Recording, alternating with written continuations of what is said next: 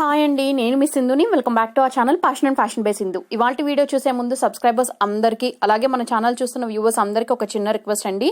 మన ఛానల్ని మీరు ఫస్ట్ టైం విజిట్ చేసినట్టయితే ఇప్పుడే సబ్స్క్రైబ్ చేసుకోండి. వీడియోస్ నచ్చితే తప్పకుండా లైక్ చేసి షేర్ చేయండి. సబ్స్క్రైబ్ చేసుకున్నాక పక్కన బెల్ ఐకాన్ యాక్టివేట్ చేసుకుని ఆల్ అనే ఆప్షన్ని కూడా సెలెక్ట్ చేసుకోండి. ఇవాళ రెసిపీ ఏంటంటే ఆలు అలాగే పోహా కాంబినేషన్తో సూపర్ టేస్ట్తో ఉండే కట్లెట్స్ రెసిపీ చూపిస్తున్నానండి. రెసిపీ ప్రిపరేషన్ కోసం 2 పెద్ద సైజ్ బంగాళదుంపల్ని బాగా మెత్తగా ఉడికించుకుని పైన తోలు అనేది తీసేసి మెత్తగా స్మాష్ చేసుకుని పక్కన పెట్టుకోవాలి. ఇప్పుడు ఒక మిక్సింగ్ బౌల్లోకి 2.5 కప్పుల అటుకులు అనేవి వేసుకుని తగినన్ని వాటర్ పోసుకుని అటుకుల్ని బాగా క్లీన్ చేసుకోండి. ఎందుకంటే అటుకుల్లో మనకి కనిపించని డస్ట్ పార్టికల్స్ అనేవి చాలా ఉంటాయి. సో క్లీన్ చేసుకున్నాక ఎక్సెస్ వాటర్ ఏదైతే ఉందో ఆ వాటర్ కంప్లీట్గా వంపేసి ఈ అటుకులు మొత్తాన్ని కూడా ఒక స్ట్రెయినర్ ఆరల్స్ ఒక జాలీ గిన్నెలోకి తీసుకుని ఒక 5 మినిట్స్ పాటు అలా ఉంచేసేయండి. ఎందుకంటే ఈ అటుకులు అనేవి మనకి మాయిశ్చర్ ఏమీ ఉండకుండా ఈ వీడియో క్లిప్లో చూపిస్తున్నట్టు పొడిగా డ్రైగా ఉండాలి. అప్పుడు మాత్రమే మనకి రెసిపీ అనేది పర్ఫెక్ట్ టెక్స్చర్తో కుదురుతుందనే విషయం ఖచ్చితంగా గుర్తుంచుకోవాలి మీరు ఈ రెసిపీ ప్రిపేర్ చేసేటప్పుడు. ఇప్పుడు పొడిగా అయిపోయిన ఈ అటుకుల్ని ఒక మిక్సింగ్ బౌల్లోకి ట్రాన్స్ఫర్ చేసుకుని ముందుగా మెదుపు పెట్టుకున్నటువంటి బంగాళదుంప మిశ్రమాన్ని వేసేసి ఒక మీడియం సైజ్ ఉల్లిపాయల్ని రఫ్గా పీసెస్లా కట్ చేసుకుని వాటిని వేసుకోండి. టేస్ట్కి సరిపడా సాల్ట్ అనేది వేసుకుని ఒక 1 టీ స్పూన్ ఫ్రెష్గా దంచుకున్నటువంటి అల్లం వెల్లుల్లి పేస్ట్ వేసుకుని మీరు తినే ఘాటుకు తగినట్టుగా పచ్చిమిర్చిని వీలైనంత సన్న ముక్కలుగా తరిగి వాటిని వేసుకోండి. అలాగే కొన్ని కొత్తిమీర ఆకులను కూడా రఫ్గా చాప్ చేసేసుకుని వేసుకోండి.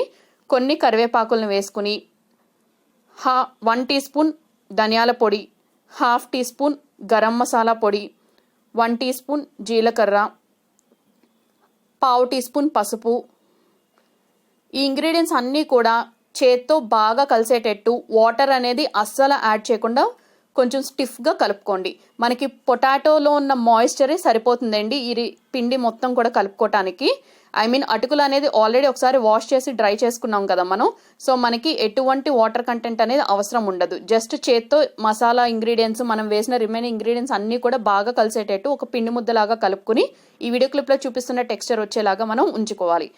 ఇప్పుడు ఈ పిండి మిశ్రమం నుంచి కొద్దిగా పిండి అనేది తీసుకుని 2 అరచేతుల మధ్యలో పెట్టుకుని ఫస్ట్ ఒక బాల్ లాగా చేసుకుని తర్వాత అరచేతుల మధ్యలో పెట్టుకుని ఫ్లాట్గా ప్రెస్ చేయండి. చాలా నిదానంగా ప్రెస్ చేయండి. మరీ ఎక్కువ ప్రెషర్ ఇచ్చి ప్రెస్ చేయాల్సిన అవసరం కూడా లేదు. మనకి పొటాటోస్ అనేది బాగా మెత్తగా మెదుపుకోవాలి స్టార్టింగ్లోనే. అవి ఏమాత్రం గడ్డలుగా ఉన్నా కూడా రెసిపీ టెక్స్చర్ అనేది కంప్లీట్గా చేంజ్ అయిపోతుంది. సో మనం ఒత్తుకున్న ఈ ప్యాటీస్ అనేవి మరీ మందంగా ఉండకూడదు, అలానే మరీ పలుచగా కూడా ఉండకూడదు. సో స్టవ్ మీద ఒక పెనం పెట్టుకోండి. దీని మీదకి కొద్దిగా ఆయిల్ వేసి ఆయిల్ని అన్ని కార్నర్స్కి కూడా కోట్ అయ్యేలాగా అలా రొటేట్ చేయండి ప్యాన్ అనేది. మనం ప్రిపేర్ చేసుకున్న ప్యాటీస్ అన్నీ కూడా ఈ ప్యాన్ మీద పెట్టేసి కొంచెం గ్యాపింగ్ అనేది ఇచ్చేయండి వాటి ముందు. దానివల్ల మనం ఈ ప్యాటీస్ అనేది ఫ్రైయింగ్ చేసుకునేటప్పుడు ఒకదానికొకటి టచ్ అవ్వకుండా చాలా ఈజీగా ఎటువంటి ఇబ్బంది అనేది లేకుండా కుక్ అయిపోతాయి. ఇప్పుడు ఈ వీడియో క్లిప్లో చూపిస్తున్నట్టు కొంచెం గ్యాపింగ్తో ప్లేస్ చేసుకున్న తర్వాత ఫ్లేమ్ని ఖచ్చితంగా లోలోనే ఉంచుకోండి through out the cooking process. ఎక్స్ట్రాగా ఆయిల్ ఏమీ వేయాల్సిన అవసరం లేదు. ఒక సైడ్ మంచి golden brown colour shallow fry అయిపోయిన తర్వాత అదర్ సైడ్కి ఫ్లిప్ చేసుకుని అటు సైడ్ కూడా లైట్ గోల్డెన్ బ్రౌన్ కలర్ వచ్చే వరకు షాలో ఫ్రై చేసుకోండి.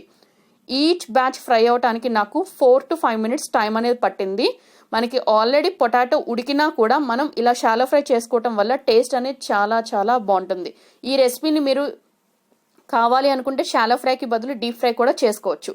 బట్ మేక్ ష్యూర్ అటుకులు అనేవి మీరు స్టార్టింగ్లో ఖచ్చితంగా అవి తేమ అనేది లేకుండా చూసుకోవాలి. అలాగే పొటాటోస్ కూడా మ్యాష్ చేసుకున్నప్పుడు గడ్డలు లేకుండా స్మూత్ పేస్ట్ లాగా చూసుకోవాలి. మీకు ఇన్ కేస్ పొటాటోస్ ఇంకా కొంచెం ఎక్కడైనా గడ్డలు చిన్నగా అనిపిస్తే మీరు మిక్సీ జార్లోకి వేసి ఫైన్ పేస్ట్ లాగా గ్రైండ్ చేసుకుని అలా కూడా వేసుకోవచ్చు. సో 2 సైడ్స్ కూడా లైట్ గోల్డెన్ బ్రౌన్ కలర్కి వచ్చి ఫ్రై అయిపోయింది అని అనుకున్నప్పుడు ఒక సర్వింగ్ ప్లేట్లోకి డిష్ అవుట్ చేసుకుని టొమాటో కెచప్ ఆరల్స్ టొమాటో సాస్తో ఈ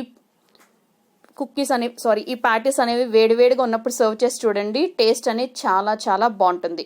ఐ హోప్ ఈ ఆలు పోహా కట్లెట్స్ అనేవి మీ అందరికీ నచ్చినాయి అనుకుంటున్నాను. ఈ రెసిపీ నచ్చితే తప్పకుండా లైక్ చేయండి, ఫ్రెండ్స్ అండ్ రిలేటివ్స్కి షేర్ చేయండి, అలాగే మీ సోషల్ మీడియాలో కూడా షేర్ చేయండి. మరిన్ని ఇంట్రెస్టింగ్ వీడియోస్ చూడటం కోసం మన ఛానల్ సబ్స్క్రైబ్ చేసుకోండి. Thank you all very much for watching my video. Meet you all very soon.